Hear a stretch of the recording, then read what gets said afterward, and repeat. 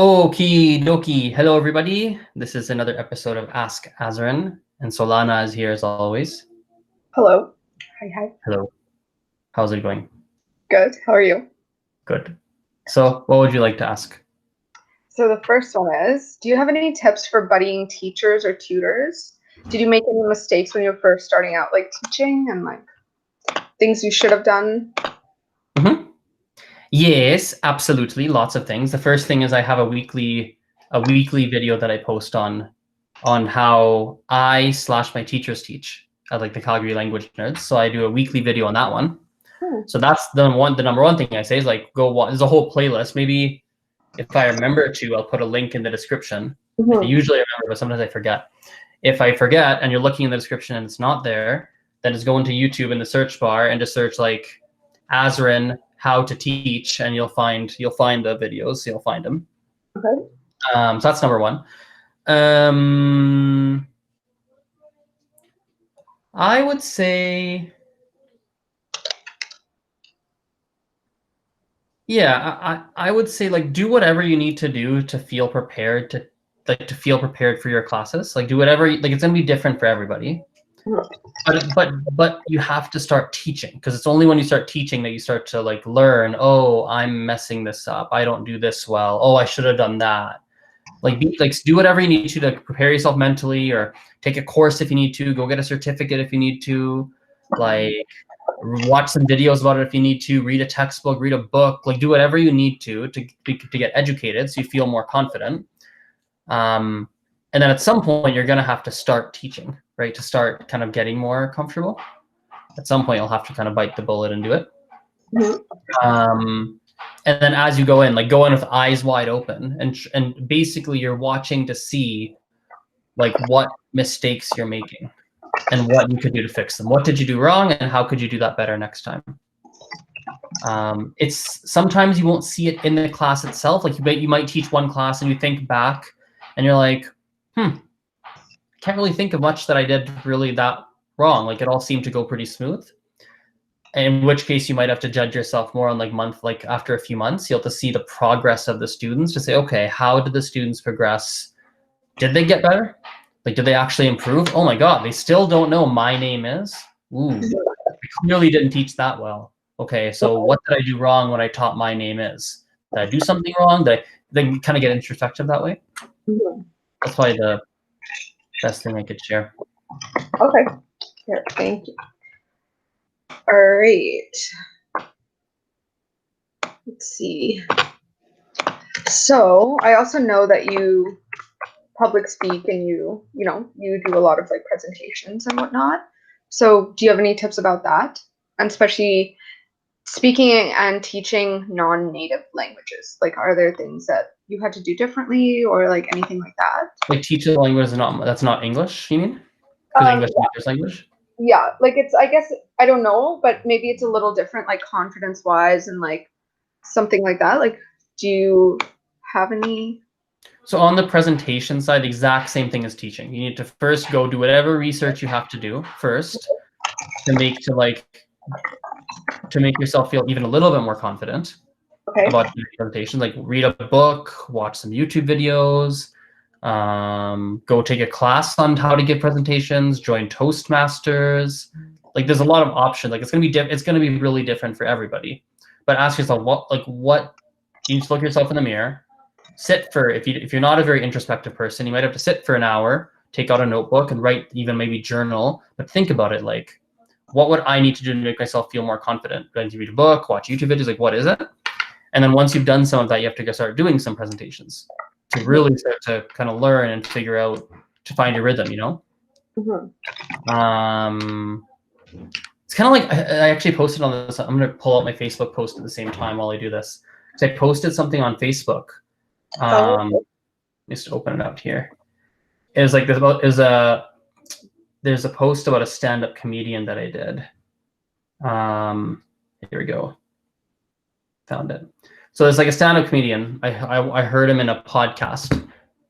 His name is Joey Diaz, or Diaz in English.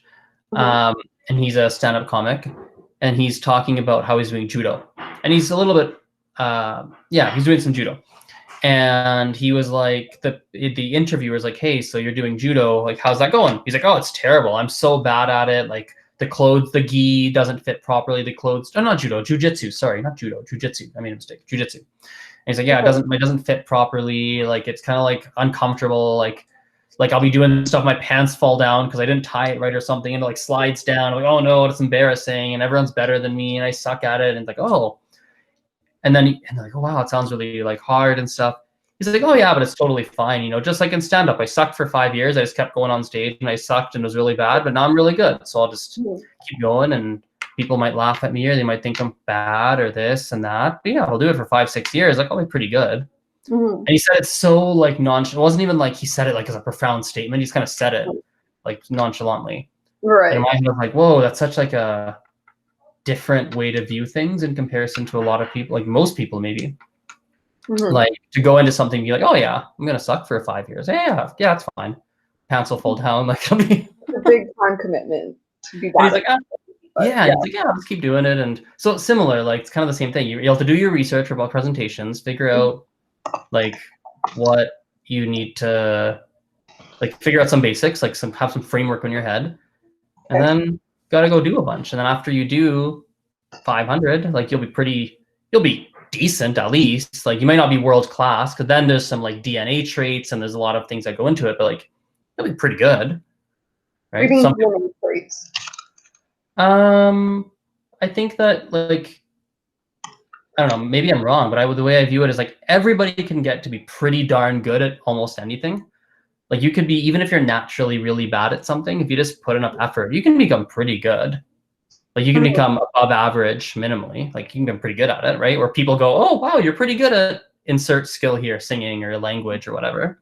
But I don't think everybody could become like world class. I don't think everybody has it in them. I think we cap off somewhere, and the cap off point is somewhere above, like it's pretty darn good. And then some people will get to like really, really good. Some will get to like, wow, how the heck do you do that?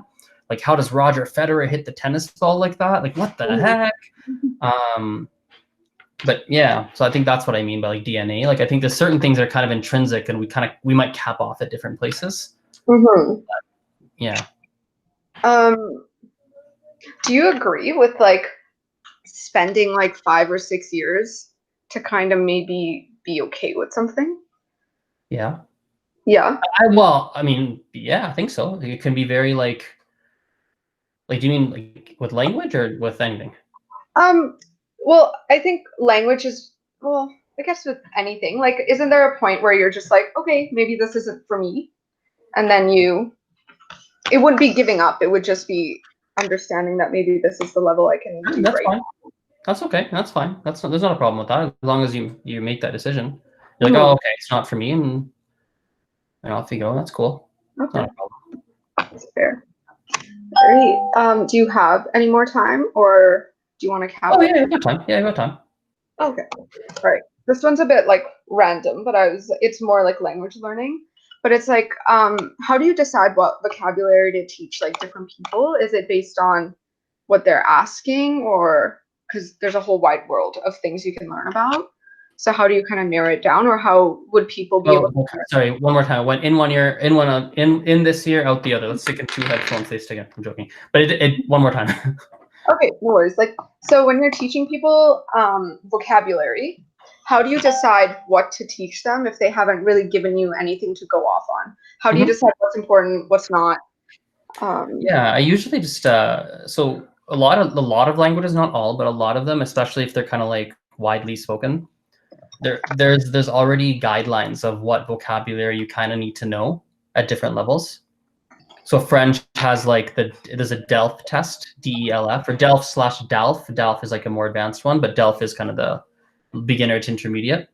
And like they kind of just tell you, they don't give you a word list. Like they don't say you need to know these 2,000 words. They don't say that, but they tell you the topics. They'll be like, you need to know about education or politics. You have to know how to introduce yourself. They'll give you topics, and then like that's often a good place to start. If it's a more obscure language and it doesn't really have like some framework provided for the language, you can just steal the framework for another language. I've done that before. Like for Yeah, you can steal it from it. Like you can literally, here's a good answer. If you literally just go to, if you Google CEFR self-assessment grid, it's gonna be the first link. Click the first link. It's gonna be a PDF file that breaks down like some 6 different levels and what you have to know in those 6 levels. And that's gonna give you that'll give you a good starting point of vocabulary to know. Mhm. So that's a good starting point for sure. Amazing. And also, just going back a step, you asked me. I was thinking as we're talking, you asked me about it just like 2 minutes ago. Is it okay like after 6 years, or if you're like, oh, I don't want to like, I'm okay with maybe this is not my thing and not putting the time in. That's true, but I don't think everyone's going to be put 6 years in to become okay. I don't think that's going to be everyone. I don't think so. Some people might be like 6 years and you're going to be okay.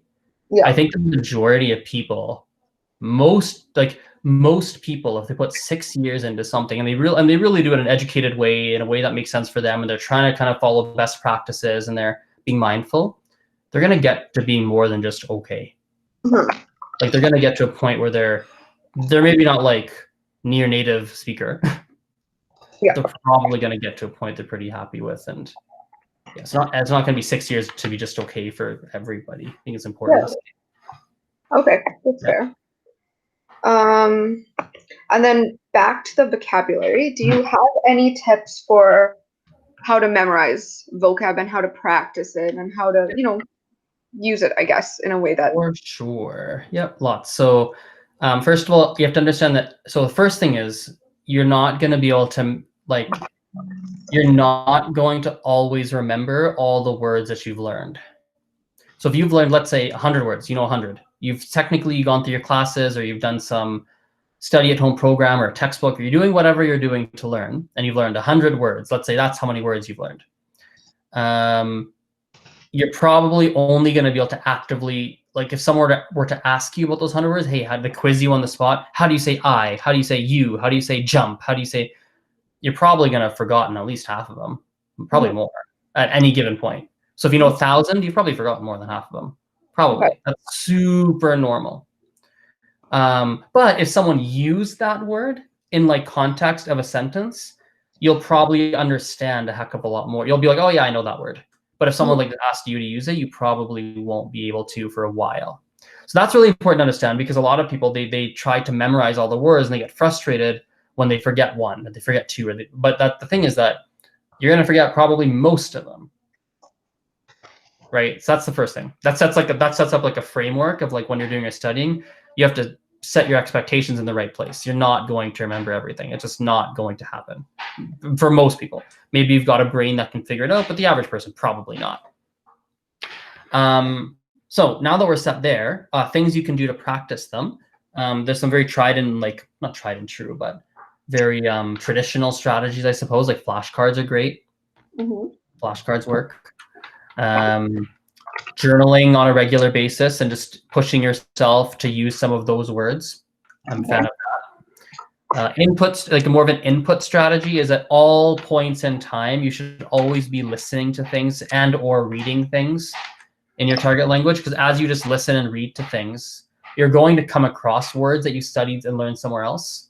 You're going to hear it and be like, oh, right, that one. Yeah, I learned that. Oh, yeah, that word, yeah. And that just reinforces stuff.